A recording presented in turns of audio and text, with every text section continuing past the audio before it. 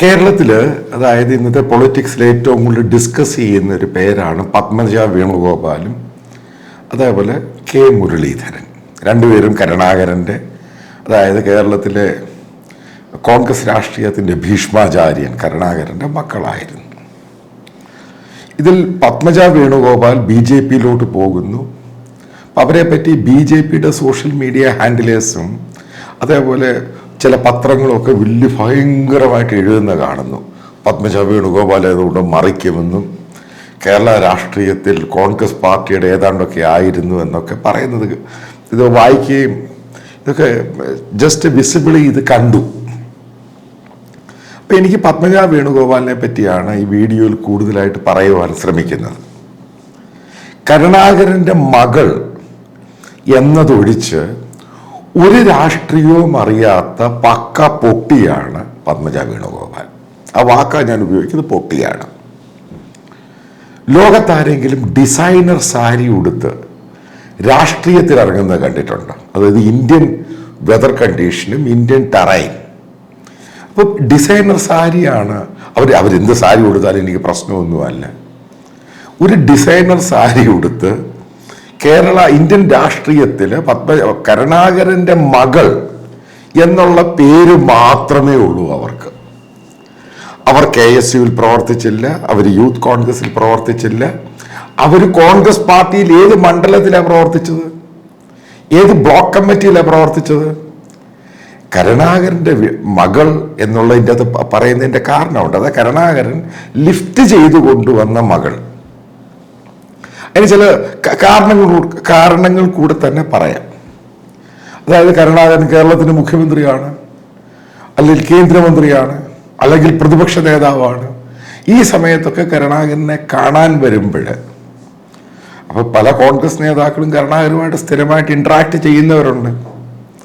അവിടെയൊക്കെ കരുണാകരൻ്റെ വീട്ടിൽ അതായത് അവിടെ വരുന്നവർക്ക് ചായ കൊടുക്കാറുണ്ട്, ഊട് കൊടുക്കുക, അവിടെ ഇഷ്ടംപോലെ ജോലിക്കാറുണ്ട്. ഇപ്പോൾ കരുണാകരൻ കേന്ദ്ര ഇൻഡസ്ട്രീസ് മിനിസ്റ്ററായിട്ടിരുന്നപ്പോൾ ഞാൻ പോയി കണ്ടിട്ടുണ്ട്, ക്യാബിനറ്റ് റാങ്ക്. അപ്പോൾ ഞാൻ കേരളത്തിലെ മുഖ്യമന്ത്രി ആയിട്ടിരുന്ന സമയത്ത് ഒരു പ്രാവശ്യം KSU പ്രവർത്തകനായിട്ടിരുന്നപ്പോൾ ഒരു പ്രാവശ്യമേ കണ്ടിട്ടുള്ളൂ.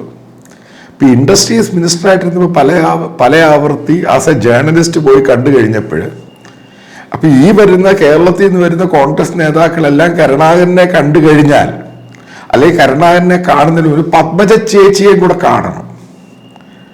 ഇങ്ങനെയായിരുന്നു കരുണാകരൻ പത്മജയും കെ മുരളീധരനെ ലിഫ്റ്റ് ചെയ്ത് കൊണ്ടുവന്നത്. കെ മുരളീധരൻ ഇതേപോലെ വലിയ ഈ പറയുന്ന KSU യൂത്ത് കോൺഗ്രസോ ഒന്നുമില്ല പാരമ്പര്യം. അദ്ദേഹം ദുബായിൽ ജോലിയായിരുന്നു.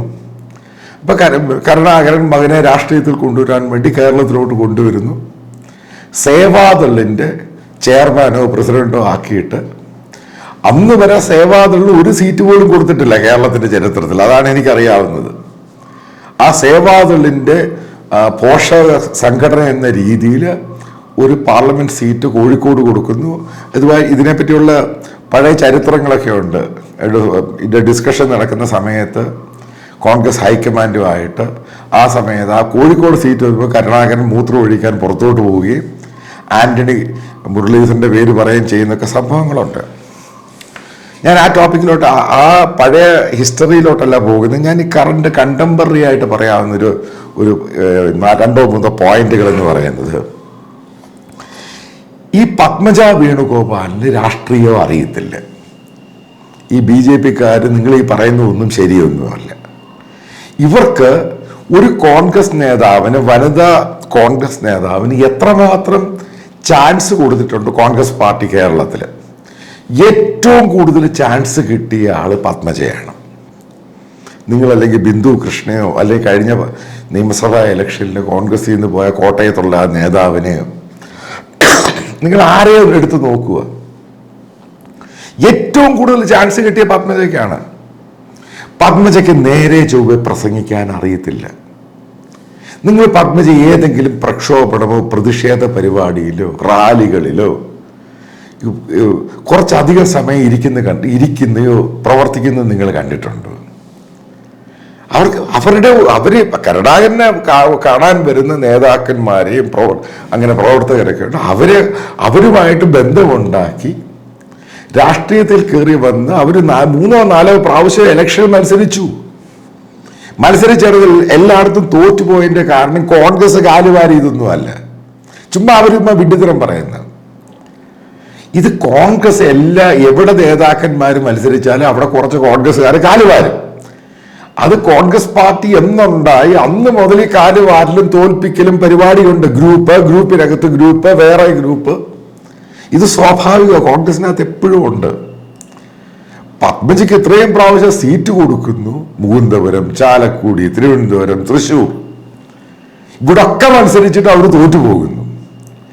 അതിൻ്റെ കാരണം പത്മജയെ പറ്റി ശരിക്കും സ്റ്റഡി ചെയ്യുന്നവർക്കറിയാൻ രാഷ്ട്രീയം അറിയാത്ത ഒരു കുട്ടിയാണ്.